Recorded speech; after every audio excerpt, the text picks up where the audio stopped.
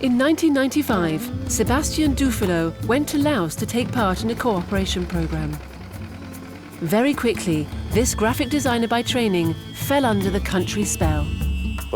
Although originally before loving elephants, I loved the forest in this region of Asia in particular, the forest in general, but particularly this subtropical Asian ecosystem, where I think that the elephant is a site that's totally connected with the forest, and to see the elephants in a forest makes it totally sublime.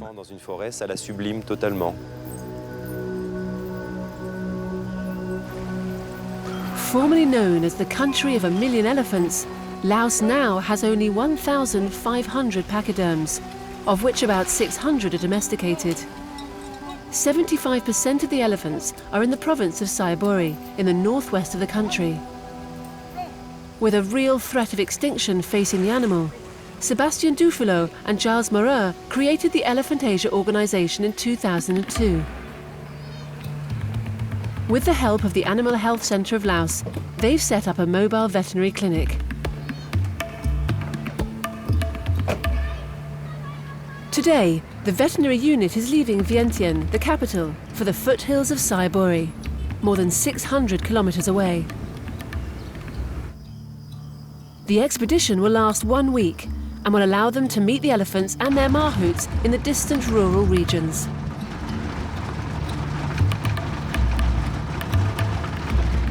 Our veterinary program is essential for the health of the elephants, because up till now there were no vets who specifically looked after elephants in Laos. Very few vets dared to go out to elephants, and above all there was a fear on the part of the mahouts to go to vets. Knowing the incompetence of traditional vets concerning elephants, mahouts were reluctant to take their elephants to them simply because they care about the animal, it's expensive, and often the treatment provided by vets who are more used to chickens, pigs and buffalo, well, they don't necessarily know the right dosages or pathologies specific to elephants, so there was nothing. So on the one hand, we filled a gap, and gradually as the veterinary unit has travelled across almost the whole of Sayaburi province now, the results are effective, and so word has spread among the mahouts, and today we're often asked to go and treat elephants.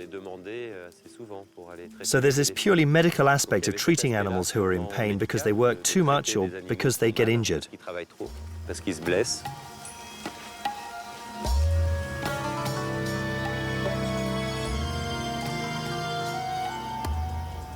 60 years ago, there was no industrial exploitation of wood in Laos. Elephants were used in villages to transport rice after the harvest, wood for heating, or wood for construction. Today, with the mechanization of forestry operations, wood is cut in areas that are sometimes hard to access. The elephants are responsible for taking the wood close to the roads.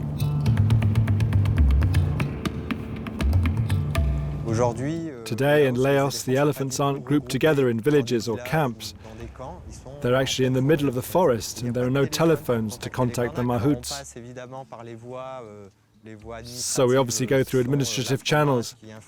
The province informs the district informs the village informs the mahout. The problem is that the owner is often the known person, and he's in one place, but his elephant might be 500 kilometers away, working in the forest. So we have to plan, to organize these missions, and to get the information through to the mahouts about the fact that the mobile unit is coming to this place on this day. So appointments are often by the side of the road, and there are 5 or 10 elephants waiting for us.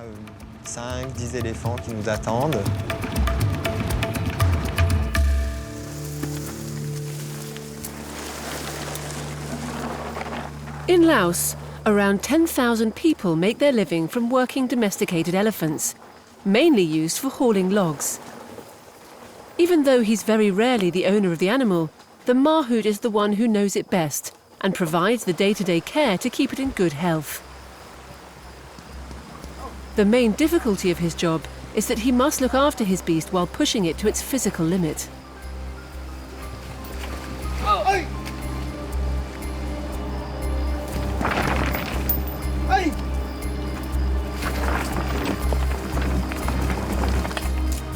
The limit is the limit between authority and, of course, authority is necessary when you have 4 tons of flesh and muscle under your backside.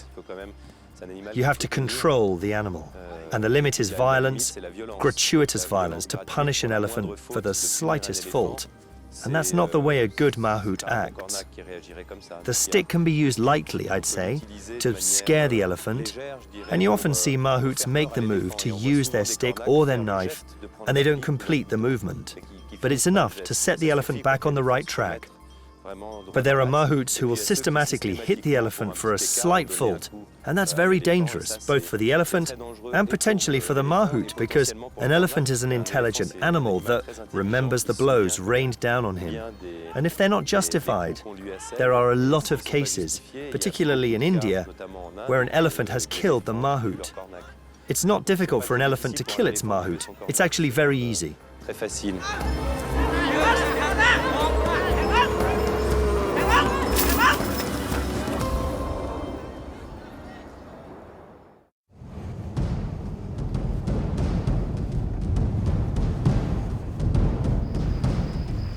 Sebastian and his team have now been driving on barely passable roads for 5 hours.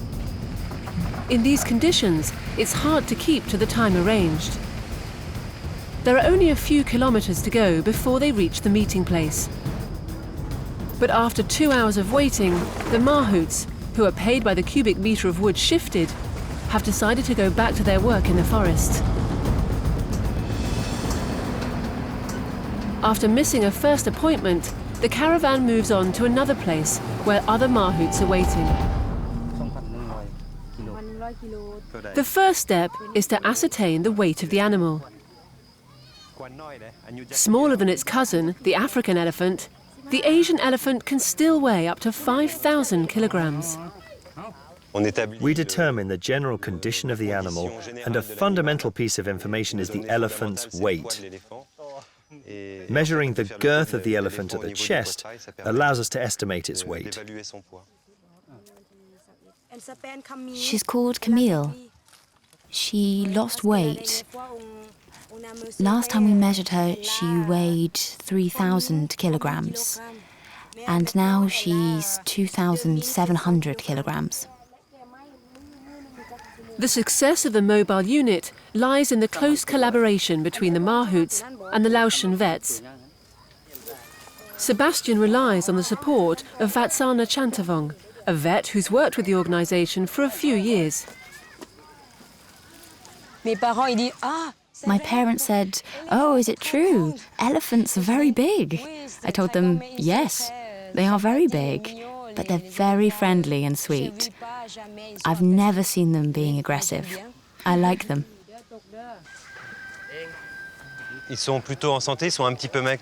They're in reasonable health. They're a bit thin because they're working. An elephant's weight tends to fluctuate a lot. It's not necessarily that they're badly fed or sick, but when they work a lot, they lose a lot of weight. They just need a few days of feeding to get back to their initial weight. So weight isn't always a decisive factor in a medical visit. But what's more upsetting, for example, is this injury the elephant has above the eye. It's most probably a blow from a machete in a moment of panic by this very young mahout. He's only 15 years old. He's been a mahout for 2 months and he's already hit his elephant with a machete, so it's maybe worth having a chat with him.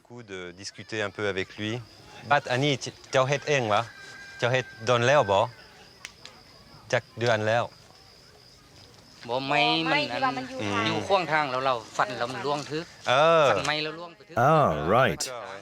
It wasn't to punish his elephant. He was cutting bamboo to get through it when the machete finished up in the elephant's skull. But it shows his movements are rather inaccurate. The elephant has been part of Laotian culture for thousands of years. Unfortunately, over time, many Laotians have lost direct contact with the animal. After noticing that, in 2002, Sébastien Dufalo and Charles Moreau decided to organise an incredible expedition over 1,300 kilometres. For more than 3 months, the Elephant Caravan travelled through towns and villages, to reintroduce the animal to the local populations and to raise awareness of the danger that the elephants might disappear.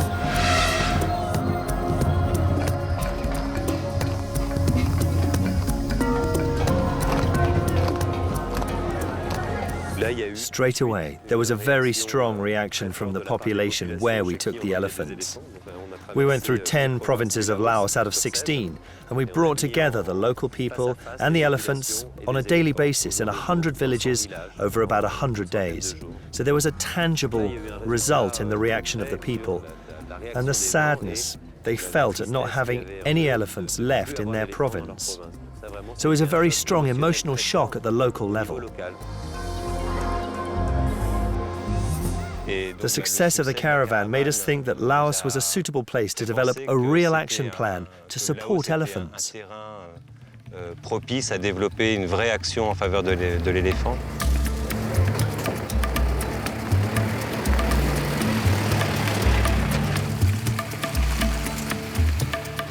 In spite of the success of the Elephant Caravan, Sebastian realizes that ensuring the survival of the pachyderm isn't a foregone conclusion.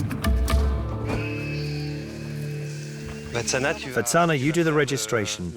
You check the documents with the mahout. At the same time, Eng, Puong and I will look around the elephant.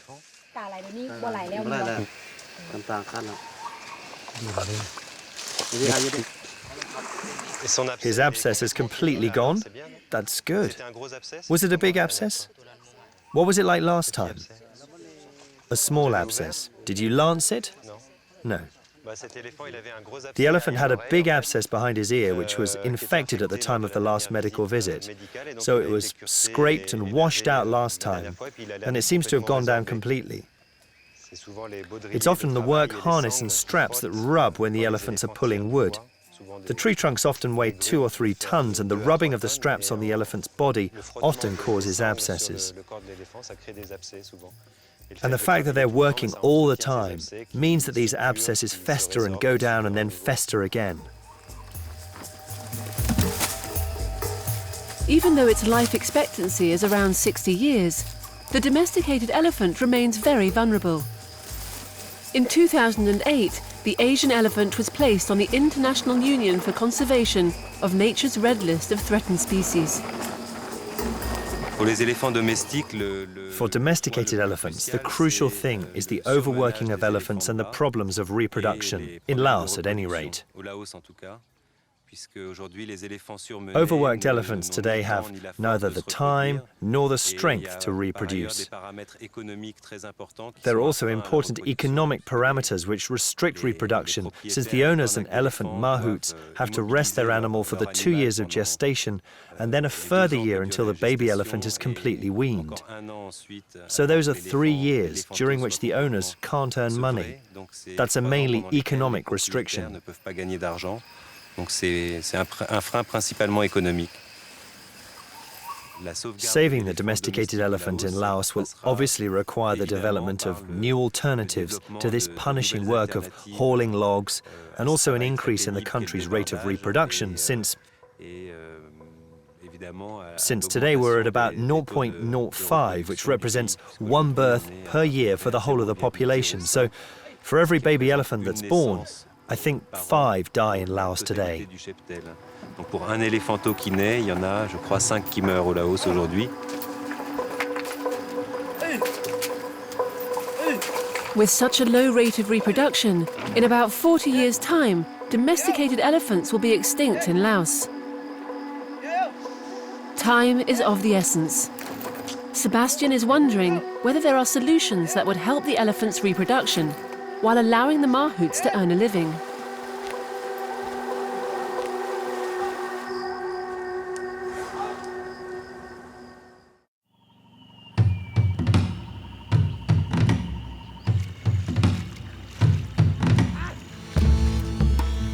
The veterinary unit has been crisscrossing the province for nearly 6 days. There are only 2 more visits to make before they return to the capital. These expeditions in the field have made Sebastian think about some original ways to ensure the survival of the domesticated elephant. With the projected disappearance of forests and their overexploitation, there will surely come a time when the elephants are without employment. So we need to be thinking now about the future of these elephants and potentially of the baby elephants that will be born in the coming years in Laos. The solution is probably the development of green tourism, ecological tourism, which would employ elephants. This idea of ecological tourism has been moved along by the founders of Elephant Asia. Today, Sebastian and Giles organise treks on elephants for periods of 3 to 5 days.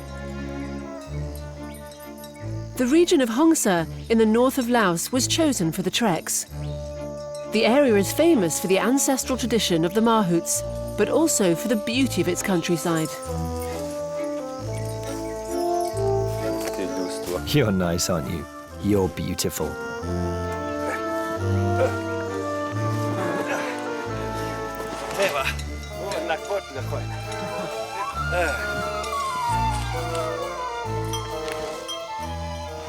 Riding on an elephant isn't just riding on a big animal. It's riding on a big animal that's threatened with extinction. It's a living symbol, a living god. It's being in the middle of an environment which is still preserved. These three factors together give the visitor an unforgettable experience. And for the person who's used to it, there's still a new emotion every time. We never get tired of following in the footsteps of the elephant.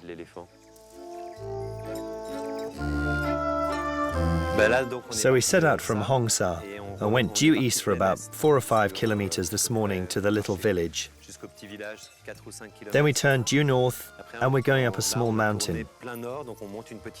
We'll come back down and we'll climb a bit more and then come back down towards a river called the Nam Thap. The Nam Thap is a tributary of the Mekong. So tomorrow we'll follow it all the way to the Mekong. From the local point of view with the Mahouts, I think the message we're trying to get through is that they need to think now about what they'll do in the future, because they do realize that by exploiting wood so frantically, one day they'll have no more work. Even though mostly these are people who think about the near future and not necessarily 10, 15 years ahead. First they think about their subsistence and then their immediate future. But good quality tourism in their region, because they want to stay at home with their families too. So there's no question of us taking the elephants to tourist centers. We want to bring people who really want to discover elephants to have an experience with them. We think that tourism in particular, if it's done correctly, is a way that can allow the animals to be saved, can allow the ancient traditions of the Mahouts to be preserved, can preserve this cultural dimension of the living elephant, and not just in paintings on the walls of pagodas. Cette dimension culturelle de l'éléphant vivante et pas simplement peinte sur des peintures de pagodes. Ding, ding, ding, ding.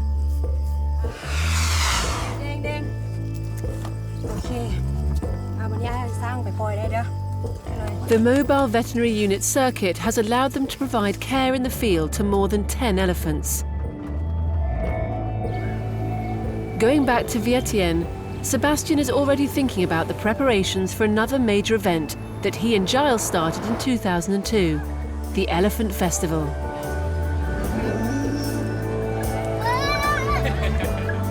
After the success of the Elephant Caravan, they wanted to organise an annual gathering which is both a cultural festival about elephants and a way of raising awareness.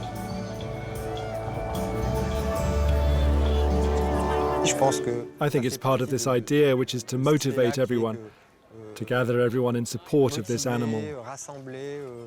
And I think that gradually it's starting to catch on and people are realizing that we're in a situation that isn't really sustainable. But there are options that can be developed. Mais qu'il y a des options qui peuvent être développées.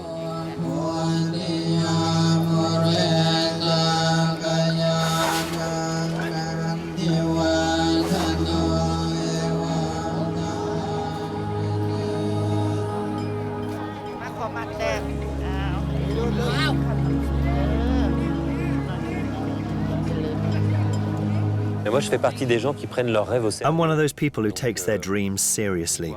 So seeing baby elephants being born in the framework of our program, for example, would be something that would give us more energy to continue. Today we're taking teams and treatment to where there was none before. But I think that to really improve the condition of the elephants, we have to limit the work rates, and we'll have to find alternatives to this incredibly strenuous work.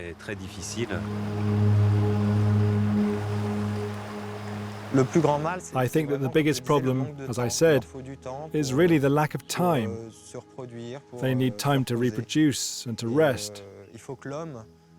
Humans, who in fact have lived in parallel with these animals for 4,000 years, need to give them perhaps 10 years or more to regain their strength. De reprendre un peu des forces.